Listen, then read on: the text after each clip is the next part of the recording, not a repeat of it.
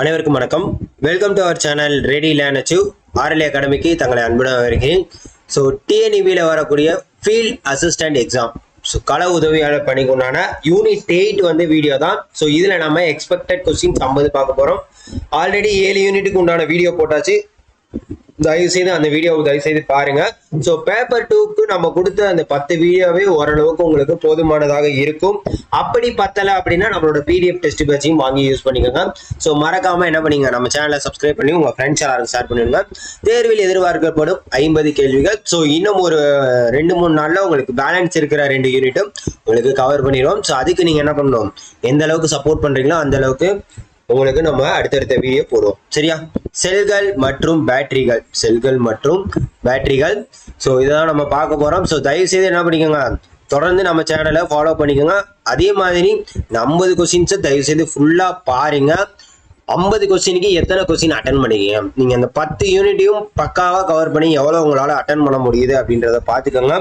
அப்பதான் உங்களால எக்ஸாம்ல ஈஸியா வந்து ஸ்கோர் பண்ண முடியும். சரியா? Okay. First question, the chemical effect of an electric current refers to. மின்னோட்டத்தின் வேதியியல் விளைவு என்பது. ஸோ ஆன்சர் பண்ணுங்க. ஸோ என்ன, nothing but chemical decompositions of a substance. Chemical decomposition of a substance. சரியா? So chemical effect of an electric current அப்படின்னா என்ன அப்படின்னு பார்த்தீங்கன்னா எலக்ட்ரோலிசிஸ். சரியா? எலக்ட்ரோலிசிஸ் என்று அழைக்கப்படும். It is the process by which an electric current causes a chemical reaction occur. சரியா? Electric கரண்டால ஏற்படக்கூடிய விளைவு, அதாவது கெமிக்கல் ரியாக்ஷன். சரியா? when an electric current passes through a conducting liquid, அதாவது ஒரு எலக்ட்ரோலைட்டோ இல்லாட்டி ஒரு கண்டக்டிங் லிக்யூட்லயோ வந்து அந்த கரண்டை வந்து பாஸ் பண்றப்ப it can break down the substance into simpler components. சரியா? simpler components which is a form of chemical decomposition. இதான் வந்து டீகம்போசன் அப்படின்னு அழைக்கப்படும். சரியா? அடுத்து second question. Faraday's first law of electrolysis states that. Faraday's first law of electrolysis states that. So Faraday's oda first law electrolysis states that என்ன சொல்லுது அப்படின்னு பார்த்தீங்கன்னா, mass of substance deposited is directly proportional to the current passed. சரியா? current past அப்படின்றத தெரிஞ்சுக்கோங்க. அதாவது the Faraday's first law of electrolysis states that the mass of substance deposited or liberated at an electrode is directly proportional to the quantity of the electricity passed through the electrolyte. அந்த எலக்ட்ரோலைட்ல எவ்வளவு current pass ஆகுது அப்படி எது, அந்த mass of the substance deposit அதுக்கு ப்ரொபோஷனலா இருக்கும் அப்படின்றத சொல்லியிருக்காங்க. சரியா? Okay. The quantity of the electricity, அதாவது Q is equal to என்னது, the product of current and time. So அப்படி வரப்ப என்ன இருக்கும், mass is directly proportional to the current. சரியா? அடுத்து Faraday's second law of electrolytes. Second law. So first law பார்த்தோம், இப்போ வந்து செகண்ட் லா. Faraday's-ஓட second law of electrolysis states relates to எதோட ரிலேட் ஆயிருக்கு அப்படின்னு பார்த்தீங்கன்னா அட்டாமிக் வெயிட். நீங்களே ஆன்சர் பண்ணணும். ஸோ 50 கொஸ்டின்ஸ்ல எவ்வளோ ஆன்சர் நீங்க கரெக்டா பண்றீங்க அப்படின்றத பார்த்துக்கணும். So Faraday's second law, it states that when the same quantity of electricity passed. சரியா? அதாவது எலக்ட்ரிசிட்டி வந்து சேம் குவான்டிட்டியில வந்து பாஸ் ஆகுறப்ப through different electrolytes, அதாவது சேம் குவான்டிட்டி ஆஃப் எலக்ட்ரிசிட்டி. சரியா? ஆனா டிஃப்ரெண்ட் எலக்ட்ரோலைட்ஸ். ஸோ அந்த இடத்துல the masses of the substances deposited at the electrodes are directly proportional to the chemical equivalent weights. So அத mass, அந்த எலக்ட்ரோலைட்ஸோட mass substance எதுக்கு ஈக்குவலா இருக்கும், is directly proportional to the chemical equivalent weights. அந்த chemical equivalent weight is the ratio of the atomic weight and the valency of the substance. So அப்ப இது எதுக்கு ஈக்குவலா இருக்கு, எதை பற்றி சொல்லுது அப்படின்னு பார்த்தீங்கன்னா அட்டாமிக் வெயிட்டை பற்றி சொல்லக்கூடியதாக இருக்கும். சரியா? Okay. Next question. The cell that cannot be recharged is called. cell cannot be recharged is called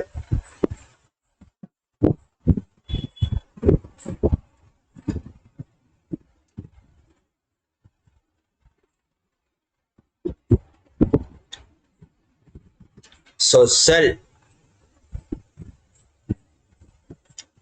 so நீங்க பேட்டரி எடுத்துக்கிட்டீங்க அப்படின்னு பார்த்தீங்கன்னா பிரைமரி செல் செகண்டரி செல் ரெண்டு செல் இருக்கும் சரிங்களா. பிரைமரி செல் செகண்டரி செல். பிரைமரி செல் அப்படின்றது என்னன்னு பார்த்தீங்கன்னா முதன்மை செல் அப்படின்னு அழைப்போம் பிரைமரி செல். செகண்டரி செல்ன்றது இரண்டாம் முறை செல் அப்படின்றது சொல்லுவோம். ஸோ இந்த பிரைமரி செல் அப்படின்னா என்ன அப்படின்னு பார்த்தீங்கன்னா ஒரு முறை மட்டுமே பயன்படுத்தக்கூடியது. பிரைமரி செல் அப்படின்றது என்ன அப்படின்னு பார்த்தீங்கன்னா ஒரு முறை மட்டுமே பயன்படுத்தக்கூடியது. செகண்டரி செல் அப்படின்னா என்ன அப்படின்னு பார்த்தீங்கன்னா மீண்டும் சார்ஜ் செய்யக்கூடியது. ஸோ இப்போ நீங்க மேக்ஸிமம் இந்த டூ வீலர் இதெல்லாம் எடுத்துக்கிட்டீங்கன்னு வச்சுக்கோங்களேன், அது வந்து பிரைமரி செல். ஒரு தடவை அது அதோட வாரண்டி இதெல்லாம் முடிஞ்சிருச்சு அப்படின்னா ஒரு கட்டத்துக்கு மேல அது என்ன பண்ண முடியாது, நீங்க யூஸ் பண்ண முடியாது, தூக்கி தான் போடணும் சரியா. இதே நீங்க உங்களோட செல்போன் சார்ஜரு இந்த மாதிரி இதெல்லாம் நீங்க எடுத்துக்கிட்டீங்க அப்படின்னா அது மீண்டும் மீண்டும் சார்ஜ் செய்யக்கூடியதாக இருக்கும் சரியா. மீண்டும் மீண்டும் சார்ஜ் செய்யக்கூடியதாக இருக்கும். ஸோ அதுதான் சொல்ல வரேன். அப்ப இந்த செல் தட் கேனாட் பி ரீசார்ஜ் மீண்டும் மின்னேற்றம் செய்ய முடியாத செல் எனப்படுவது என்ன அப்படின்னு பாத்தீங்கன்னா உங்களுக்கு என்னது என்னது பிரைமரி செல். பிரைமரி செல் சரியா. ஆப்ஷன் ஏ தான் வந்து கரெக்டான ஆன்சர். ஆப்ஷன் ஏ தான் வந்து கரெக்டான answer. So primary sell is an electrochemical cell that is designed for single use. That is designed for single use. So இது எங்கெங்க யூஸ் ஆகுது அப்படின்னு பார்த்தீங்கன்னா பிரைமரி செல்ஸுக்கு dry cells and alkaline batteries. Dry cells and alkaline batteries இதெல்லாமே பார்த்தீங்கன்னா primary செல்லுக்கு வந்து எக்ஸாம்பிள். இதே வந்து செகண்டரி செல் அப்படின்னு பார்த்துக்கிட்டீங்கன்னா அது என்னது, செகண்டரி செல்னா ரீசார்ஜபிள் அண்ட் ரிவர்சபிள். இங்க பாருங்க அடுத்து அப்படியே கேட்டிருக்காங்க செகண்டரி செல்லோட வேலை. ஸோ மீண்டும் முன்னேற்றம் அதாவது சார்ஜ் செய்யக்கூடியதா இருந்தா அது வந்து செகண்ட். அடுத்து the electrolyte used in lead oxide cell is the electrolyte used in lead oxide cell is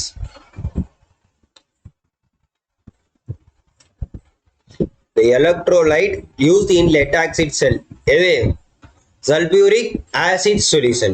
sulfuric acid solution. So sulphuric ஆசிடோட கெமிக்கல் ஃபார்முலா என்னன்னு தெரியுமா, நான் எல்லாருமே பார்த்துருப்பீங்க, H2SO4. H2SO4 சரியா. ஸோ இந்த lead acid sell is also known as let acid battery சரியா.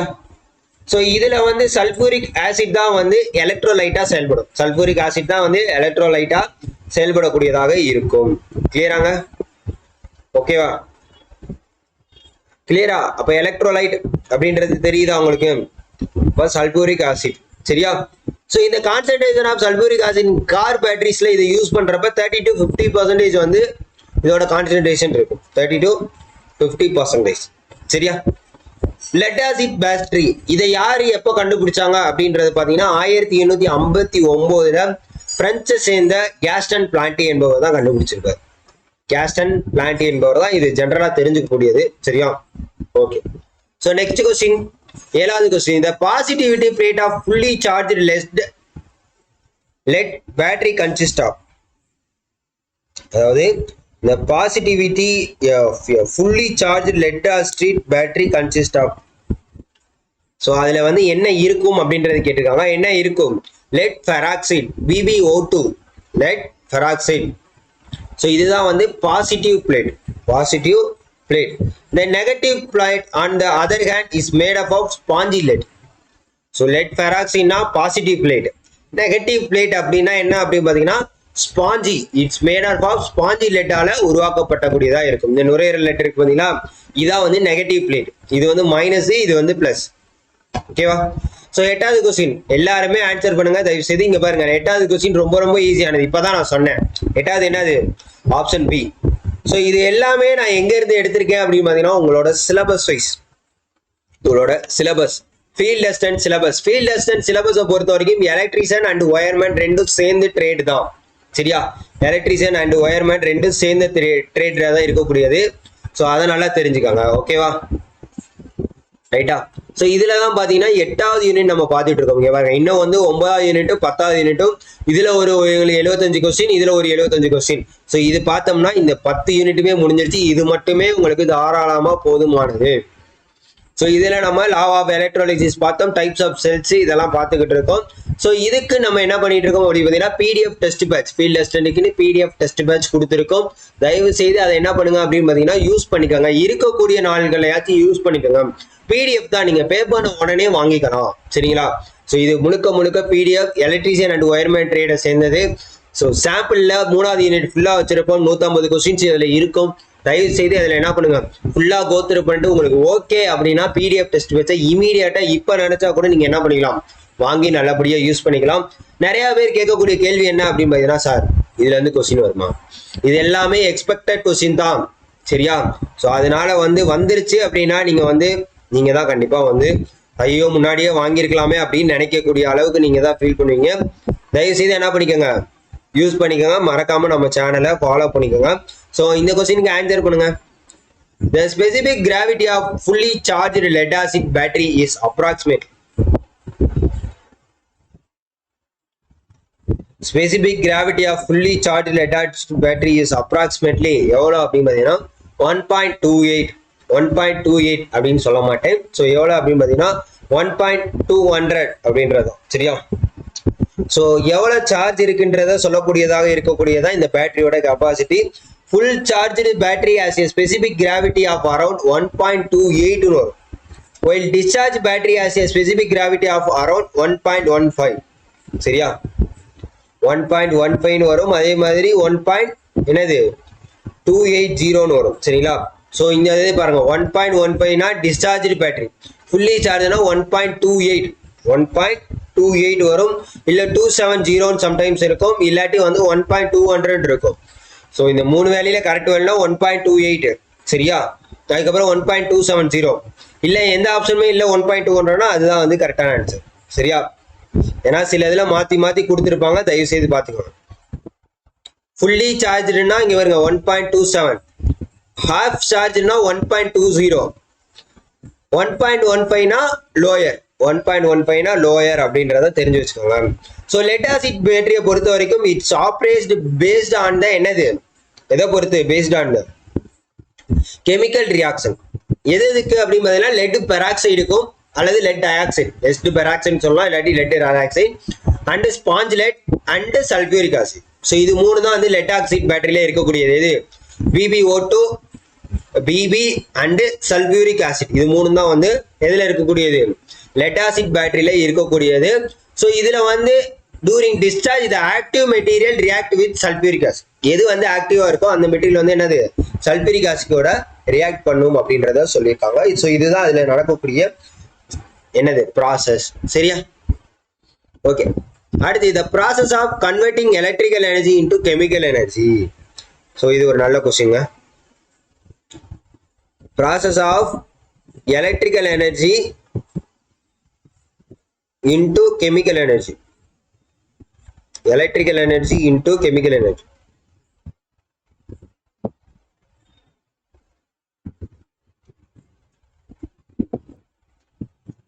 Electrical energy into chemical energy na என்னது, charging.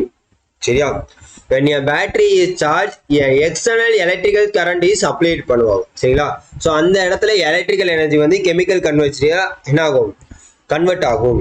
இதே ரிவர்ஸ் ப்ராசஸ்ல என்னது, chemical energy is converted back to into electrical energy. So அந்த இடத்துல discharging. So இதனால நான் வச்சுக்கேன், சார்ஜிங்னா electrical energy is converted into chemical energy, ஆனால் டிஸ்சார்ஜிங்னா chemical energy is converted into electrical energy. So இந்த காம்பினேஷனை நல்லா ஞாபகம் வச்சுக்கோங்க. டினா டிசி அப்படின்றத ஞாபகம் வச்சுக்கோங்க. டிஸ்சார்ஜ்னா கெமிக்கல் எனர்ஜி ஃபர்ஸ்ட் வரும், சிஇ அப்படின்னு வச்சுக்கோங்க. இதே எலக்ட்ரிக்கல் எனர்ஜினா சிஇ, அதாவது கெமிக்கல் அதுக்கப்புறம் எலக்ட்ரிக்கல் அப்படின்ற மாதிரி ஞாபகம் வச்சுக்கோங்க. சரியா? சார்ஜிங்னா எலக்ட்ரிக்கல் எனர்ஜி ஃபர்ஸ்ட் வரும் அப்படின்றத ஞாபகம் வச்சுக்கோங்க. அடுத்து during discharge of lead acid battery the chemical reaction. So இப்போதான் நம்ம சொன்னோம் during discharge of lead acid battery, discharge டைம்ல எப்படி இருக்கும் அப்படின்றத கேட்டிருக்காங்க. ஸோ என்னவா இருக்கும், எலக்ட்ரிக்கல் எனர்ஜி தான் வரும், எலக்ட்ரிக்கல் எனர்ஜி தான் வரும். இப்போதான் பார்த்தோம். which of the following is an advantage of lead acid battery. எது lead acid batteryயோட அட்வான்டேஜ் அப்படின்றத கேட்டிருக்காங்க. ஸோ தயவு செய்து என்ன பண்ணுங்க, நீங்களும் ஆன்சர் பண்ணுங்க. மறக்காம உங்க ஃப்ரெண்ட்ஸ் எல்லாருக்கும் ஷேர் பண்ணிவிடுங்க. சரியா? உங்க ஃப்ரெண்ட்ஸ் எல்லாருக்கும் ஷேர் பண்ணிவிடுங்க. ஸோ என்னது, ரீசார்ஜபிள், என்னது rechargeable. சரியா? Lead acid battery is nothing but type of rechargeable battery. They are commonly used in எங்கெங்க யூஸ் பண்ணுவாங்க அப்படி பார்த்தீங்கன்னா கார்ஸ், ட்ரக்ஸ் இதுல ஃபுல்லாமே என்ன பண்ணுவாங்க? லெட் ஆசிட் பேட்டரி தான் யூஸ் பண்ணுவாங்க. சரியா? நார்மலா பார்ப்போம்ல அதுதான். அடுத்து which of the following is a disadvantage of lead acid batteries? First advantage என்னன்னு தெரிஞ்சாதான் நம்ம டிஸ்அட்வான்டேஜ் என்னன்னு தெரிய முடியும். ஸோ என்னது? Heavy weight. கண்டிப்பா வந்து ஹெவி வெயிட்டா இருக்கிறதுக்குண்டான வாய்ப்புகளே கிடையாது. ஏன்னா அது எங்கனாலும் கம்ஃபர்டபுளா இருக்கும், காம்பாக்டா இருக்கும், தூக்கிட்டு போற மாதிரி தான் இருக்கும். சரியா? ரைட். ஸோ 14வது கொஸ்டின் டக்கு டக்குன்னு ஆன்சர் பண்ணுங்க. The care and maintenance of lead acid batteries include. The care and maintenance of lead acid batteries include. Answer பண்ணுங்க.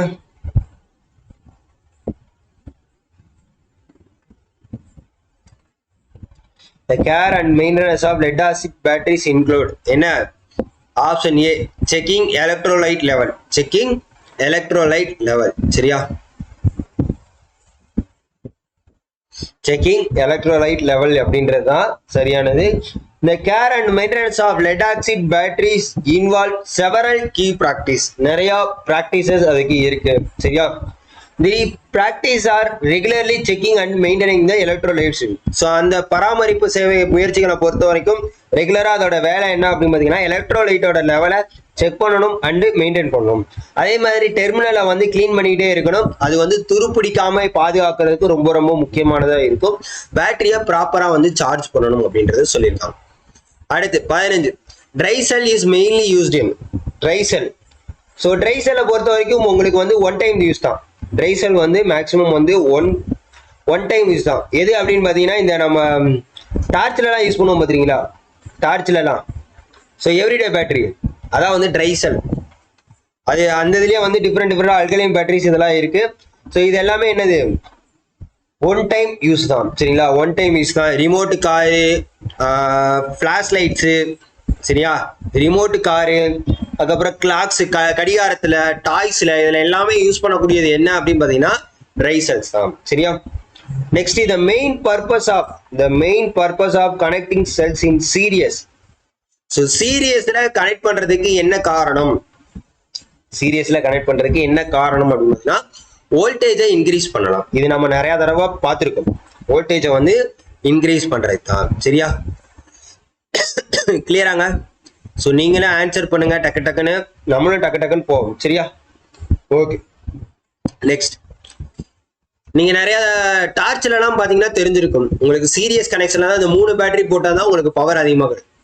இதே main purpose of connecting cells in பேரலல்னா அந்த இடத்துல உங்களுக்கு என்ன கிடைக்குது? கரண்ட் வந்து இன்க்ரீஸ் ஆகும். சரியா? கரண்ட் வந்து இன்க்ரீஸ் ஆகும். பேரலல்ல கனெக்ட் பண்ணா கரண்ட் இன்க்ரீஸ் ஆகும். சீரியஸ்ல கனெக்ட் பண்ணா வோல்டேஜ் இன்க்ரீஸ் ஆகும். சரியா? ஓகே. நெக்ஸ்ட் 18வது question. Battery is a tested using a. பேட்டரியை சோதிக்க பயன்படுத்தக்கூடியது எது? பேட்டரியை சோதிக்க பயன்படுத்தக்கூடிய மிஷின் எது அப்படின்னு கேட்டிருக்கான். என்னது? ஹைட்ரோமீட்டர். என்னது? Hydrometer. Hydrometer measures the specific gravity of the electrolyte. So electrolyte ஓட specific gravity வந்து மெஷர் பண்ணும். அதை வச்சு தான் என்னது பேட்டரியை டெஸ்ட் பண்ண முடியும். அடுத்து the normal charging voltage for a 12 volt lead acid battery is approximately. So normal charging voltage for 12 volt lead acid batteryக்கு so charging voltage எவ்வளவு இருக்கணும் அப்படிங்கிறீங்கன்னா 14 volt 14 வோல்ட் இருக்கணும். சரிங்களா? அதாவது 13.8 to 14.4 வரைக்கும் இருக்கலாம். சரியா? ரைட். நெக்ஸ்ட் 20வது question. Which of the following is not associated with lead acid battery? எது lead acid பேட்டரியோட ஒரு தொடர்பற்றது அப்படின்னு இருக்காங்க. உங்களுக்கு வந்து சல்ஃபியூரிக் ஆசிட் வரும், ஜிங்க் வருமா? ஜிங்க் வராது. ஸோ இது வந்து உங்களுக்கு வந்து நெகட்டிவ். அதாவது ஆனோடு அப்படின்றது நெகட்டிவ், கேத்தோடு அப்படின்றது பாசிட்டிவ். இதுவும் நல்லா தெரிஞ்சு வச்சுக்கோங்க. ஆனோடுனா நெகட்டிவ், கேத்தோடுனா பாசிட்டிவ். ஸோ கேத்தோடு அப்படின்னு எடுத்துக்கிட்டீங்கன்னா உங்களுக்கு என்னது? BbO2 லெட் பெராக்சைடு அல்லது லெட் டை ஆக்சைடு அழைக்கப்படும். பிபி அப்படின்னா அது லெட்டு, அதுக்கப்புறம் சல்ஃபியூரிக் ஆசிட் எலக்ட்ரோலைட். அப்போ ஆன்சர் என்னது? Zinc anode. இதுதான் வந்து இதெல்லாம் இது ஜிங்க் வந்து எதுல யூஸ் ஆகும் அப்படின்னு பார்த்தீங்கன்னா ட்ரை செல்ஸ்ல யூஸ் ஆகும். ட்ரை செல்ஸ்ல தான் யூஸ் ஆகும். லெட் ஆசிட் பேட்டரியில வராது அப்படின்றத தெரிஞ்சு வச்சுக்கோங்க. சரியா? Next question. The charging of a lead acid battery should be stopped when. So எந்த இடத்துல ஸ்டாப் ஆகும்? So specific gravity reaches full charge. Specific gravity reaches full charge. அடுத்து in lead acid battery what is the main chemical reaction during discharge? So discharge டைம்ல என்ன நடக்குது? So discharge டைம்ல உங்களுக்கு discharge அப்படின்னா டிசி அப்படின்றத நான் சொல்லியிருந்தேன். அதாவது டிஸ்சார்ஜ்னு வந்ததா chemical energy is converted into electrical energy. Chemical energy is converted into electrical energy. சரியா? அப்ப அந்த இடத்துல என்ன நடக்குது அப்படின்றத கேட்டிருக்காங்க. ஸோ லெட் ஆசிட் பேட்டரியை பொறுத்த வரைக்கும் உங்களுக்கு என்னென்ன இருக்கும்? Anode, cathode, sulphuric acid. அப்போ வந்து என்னது? Bb plus BbO2 plus H2SO4. அது வந்து என்னவா நடக்குது? லெட் சல்ஃபியூரிக் ஆசிடாவும் நீராவும் வெளியே வரக்கூடியதாக இருக்கும். ஸோ இதுதான் வந்து என்னது? முக்கிய வேதியியல் வினை. ஸோ அதனால தெரிஞ்சுக்காங்க. 23வது question, which type of electrolyte is used in dry cell? Dry செல்ல எது வந்து என்னது எலக்ட்ரோலைட் யூஸ் ஆகுது? அதாவது ட்ரை செல்ல கேட்டிருக்காங்க. லெட் ஆசிட் பேட்டரினா சல்ஃபியூரிக் ஆசிட் வரும். அப்போ இது வந்து லெட் ஆசிட் பேட்டரி, இது வராது. சரியா? 23வது. அப்போ என்ன வரும்? Paste of ammonium chloride. நீங்க பாத்தீங்கன்னா ஒரு கருப்பு கலர்ல இருக்குன்னு நினைக்கிறேன். நீங்க உள்ள பாத்தீங்கன்னா கருப்பு கலர்ல இருக்கும். ட்ரை செல் பேட்டரியில பிரிச்சு பார்த்துருந்தீங்கன்னா அமோனியம் குளோரைடு மாவு தான் இருக்கும். சரியா? அடுத்து which of the following used as an anode in dry cell? Dry cell அந்த எதுல யூஸ் ஆகும்? நம்ம ஆல்ரெடி பார்த்துருந்தோம். என்னது? ஜிங்க்ல தான் வரும் அப்படின்றத சொல்லியிருந்தோம். ஜிங்க்ல தான் வரும் அப்படின்றத சொல்லியிருந்தோம். அப்ப என்னதுங்க? Option A. Option A. Next. So டக்கு டக்குன்னு போவோம். The cathode of dry cell is made up of. So dry செல்லோட கேத்தோடு. இப்பதான் ஆனோடு பார்த்தோம், ஜிங்க். ஆனோடு வந்து என்னது? ஜிங்க். கேத்தோடு என்னது? கார்பன். கேத்தோடு என்னது? கார்பன். இது வந்து ஆனோடு, இது வந்து கேத்தோடு. நல்லா ஞாபகம் வச்சுக்கோங்க. சரியா? அடுத்து 26, the voltage of standard. The voltage of standard dry cell is approximately. Standard dry cell நம்ம வாங்குறோம்ல வீட்டுக்கு, அந்த கடிகாரத்துக்கு இதெல்லாம் வாங்குறோம்ல. ஸோ அதோட வோல்ட் எவ்வளோ இருக்கும் அப்படின்னு பார்த்தீங்கன்னா சாதாரணமாக 1.5 வோல்ட் தான். நம்ம காரு பைக்குகளை யூஸ் பண்ணுறது 12 வோல்ட்டுக்கு மேலே இருக்கும். சரியா? ஓகே. அடுத்து the main application of lead acid battery. So எங்கே யூஸ் ஆகும்? எங்கே மேக்ஸிமம் யூஸ் ஆகும்னா வெஹிக்கிளில் தான் லெட் ஆசிட் பேட்டரி ரொம்ப ரொம்ப யூஸ்ஃபுல் ஆகும். எல்லாருக்குமே தெரிஞ்சதுதான். அடுத்து 28வது question, the usual capacity of a vehicle lead acid battery is measured in. The usual capacity of vehicle lead acid battery is measured in.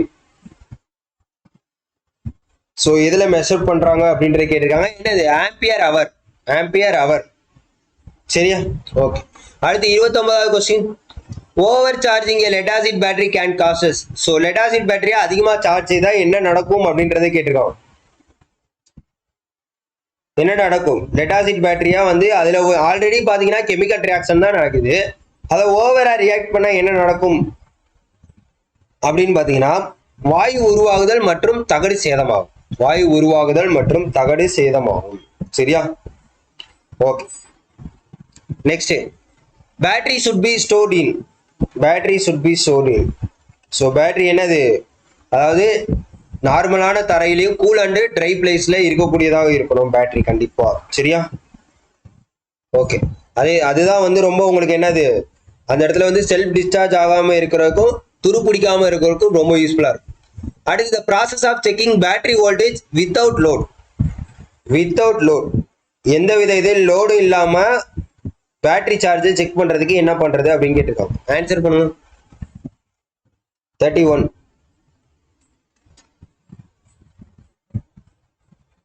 So என்ன அப்படின்னு பார்த்தீங்கன்னா open circuit voltage measurement. Open circuit voltage measurement. சரியா? இதான் வந்து open circuit voltage measurement. அதாவது எந்த லோடுமே கொடுக்காம battery வோல்டேஜை செக் பண்றதுக்கு. சரியா? This measurement indicates the maximum voltage of the battery. சரியா? ரைட். 32வது question, the method of charging battery slowly over a long period is called. So என்ன நடக்கப்படும்? ட்ரிக்கிள் சார்ஜிங், மெதுவான சார்ஜிங். சரியா? அடுத்து இந்த battery use set to be discharge when. So எந்த இடத்துல discharge ஆகும் அப்படின்னு பார்த்தீங்கன்னா chemical energy is converted into electrical energy. நான் சொன்னேன்ல டிஸ்சார்ஜ் டீன்னு வந்தால் சீன் வரும் கெமிக்கல் எனர்ஜி. இதே சார்ஜ் வந்துச்சுன்னா உங்களுக்கு என்ன வரும்? ஈன் வரும் எலக்ட்ரிக்கல் எனர்ஜி. நல்லா ஞாபகம் வச்சுக்கோங்க, இது வந்து மறக்கவே கூடாது, இதெல்லாம் கேட்பாங்க. அடுத்து 34வது question, which of the following instruments used to check the state of charge your battery. எந்த இன்ஸ்ட்ருமெண்ட்? ஹைட்ரோமீட்டர் தான் சார்ஜ் இப்போ எவ்வளோ இருக்குன்ற கண்டுபிடிக்கிறது. 35 which charging method is used to bring all cells in a battery to the same voltage? எந்த charge method? So என்னன்னு பார்த்தீங்கன்னா equalising charging. So டக்குன்னு நீங்கள் ஆன்சர் பண்ணுங்க. 36வது question. The main purpose of a battery vent is பேட்டரியின் vent முக்கிய நோக்கம். ஸோ என்ன அப்படின்னு பார்த்தீங்கன்னா என்ன 36வது கொஸ்டின்ஸ். 36வது கொஸ்டின்ஸ் என்ன அப்படின்னு பார்த்தீங்கன்னா to release gas. Which are the following is a secondary cell எது அப்படின்னு கேட்டிருக்காங்க. ஸோ இது எல்லாருக்குமே தெரிஞ்சதுதான், ஈஸியானது. லெட் ஆசிட் செல். மற்றதெல்லாம் என்னது? ட்ரை செல்லு, ஜிங்க் கார்பன், அல்கலைனு, இது ஃபுல்லாமே பிரைமரி செல். நல்லா ஞாபகம் வச்சுக்கோங்க, ஒன் டைம் யூஸ். அடுத்து 12 volt lead acid battery consist of how many 2 volt cells? So 2-ஐ வந்து அப்படியே இதை வந்து டிவைட் பண்ணணும். 12 divided by 2 அப்படின்னு டிவைட் பண்ணா 6. அப்போ வந்து 6 தான் வரும் ஆன்சர். கரெக்டா? இதெல்லாம் கேட்கலாம், பேசிக்கா நல்லா ஞாபகம் வச்சுக்கோங்க. அடுத்து 39வது question. The life of a lead acid battery depends on. So lead acid பேட்டரியோட லைஃப் எதை டிபெண்ட் பண்ணி இருக்கும் அப்படின்றத கேட்டிருக்காங்க. ஸோ ஆன்சர் பண்ணுங்க, எதை டிபெண்ட் பண்ணி இருக்கும்? ஸோ எது? Depth of discharge. சரியா? அடுத்து which of the following is not a maintenance activity of lead acid battery? So 40வது ஆன்சர் பண்ணுங்க. which of the following is not a maintenance activity? எது lead acid battery பராமரிப்பில் சேராதது? Answer பண்ணுங்க.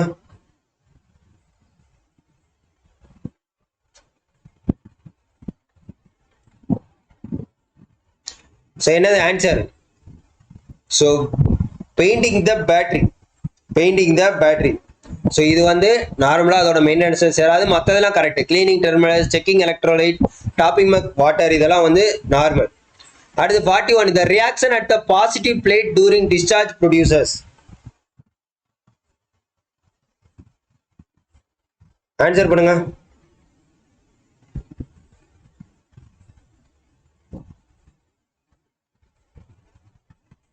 Answer பண்ணுங்க டக்குன்னு.